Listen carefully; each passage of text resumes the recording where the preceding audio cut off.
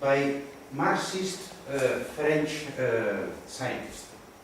You probably don't remember that, but in the 40s, the 50s, and the 60s also, there was a big movement of dialectic logics.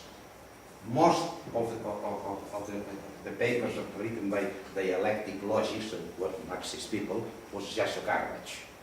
But that there are some works linked with quantum mechanics in which there is no garbage, but important papers related to the ideas, the logical ideas behind quantum mechanics. And this idea of distinguishing self-contradiction, and truth or falsity appears in that kind of people, mainly French people. Okay, what it means A and not A is self-contradictory. Well, what we understand by a self-contradiction, if A and not A, then not A and not A. This is the idea of self-contradiction. Of course, in a Boolean algebra, for example, with sets, with classical sets, which is the only set that is included in its complement? The empty set. The only classical set that is self-contradictory is the empty set.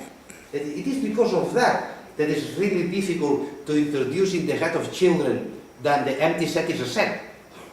Because it's a self-contradictory set. Of course, with fuzzy sets, we have a lot of self-contradictory sets. For example, if you take the negation 1 minus x, all fuzzy sets below the fixed point is 1/2, 0.5, all fuzzy sets below this level is self-contradictory. We have a lot of self-contradictions in fuzzy logic. This is not strange. In common reasoning, in natural language, we have a lot of contradictions. In fact, I don't remember the writer that said that, but people grow after a lot of infections of contradiction. I think that this is not evitable. Okay, then I will interpret that a statement, let me say, alpha, is self-contradictory when if alpha, then not alpha.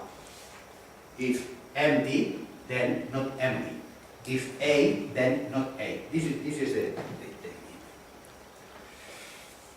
what they will do to find the most simple algebraic structures I can find, to clearly establish what it means self-contradictory, with the minimum axioms for the structure, allowing me to prove the theory. This is the very simple idea. Then what I need? Look, I need statements, and, not, and if, then. Is the only need? Is the only need. A conjunction, negation, and a relation. I need nothing else to start. Okay, then I will suppose I have a structure with a set of elements. These elements will represent statements. And I need a relation, translating if-then. I am not saying that this relation is what logicians call an implication. I said it's a relation translating if-then. People working in fuzzy logic know very well that there is not any necessity of representing the rules by implication functions.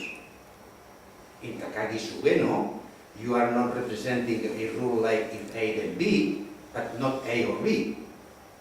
You are represented by A and B. In quantum logic, the rules are not represented by not A or B, but not A or A and B. But there are a lot of different ways of representing rules. I don't know at each concrete problem which kind of relation you will need. I just say it's a relation. Okay.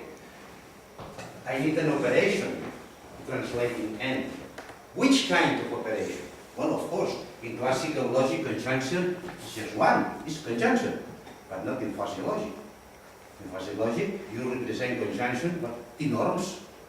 Which t-norm? It depends on the problem. Is a problem in which for any element A and A is A, for any element you will choose minimum. But if this is not the case, you will choose, I don't know, the product with a series, an ordinal sum, I don't know. That is, we have just an operation translating and a mapping translating. Not, of course, this mapping is not a complement. In classical logic, in the theory of sets, classical sets, Boolean algebras, the negation is a complement. And this is very strong, because it requires non-contradiction and excluded middle. In set theory, classical set theory, the intersection of A and the complement of A is the anti-set. This is a contradiction. In the union of A and the complement of A is the full ground set. This is excluded middle. And in these algebraic structures, non-contradiction and excluded middle are supposed to be verified. Okay. Then I have this structure, and I will say that Aristotle's non-contradiction, A and C, but by short for short, is that A and not A relation with the negation of A for all A. If I can select a small number of axioms characterizing this structure, and I can prove the result, I have a proof in this structure of Aristotle non-contradiction. What with relation to Aristotle excluded middle? Well, as far as I know, it's not absolutely clear what Aristotle understood by excluded middle. It's not clear. I was looking years ago at metaphysics and some other books by Aristotle. The formulation of this principle in my view is not clear. But most of the people that studied Aristotle stated this principle more or less in this way. Is it always A or not A? For any object, you can say either A, this object is A, or this object is not A. This seems to be the most important. Then I will interpret as the negation of this statement is impossible. That is, this statement is self-contradictory. Look, that this is that. Not A, and, excuse me, or not A, of course with a different operation translating or.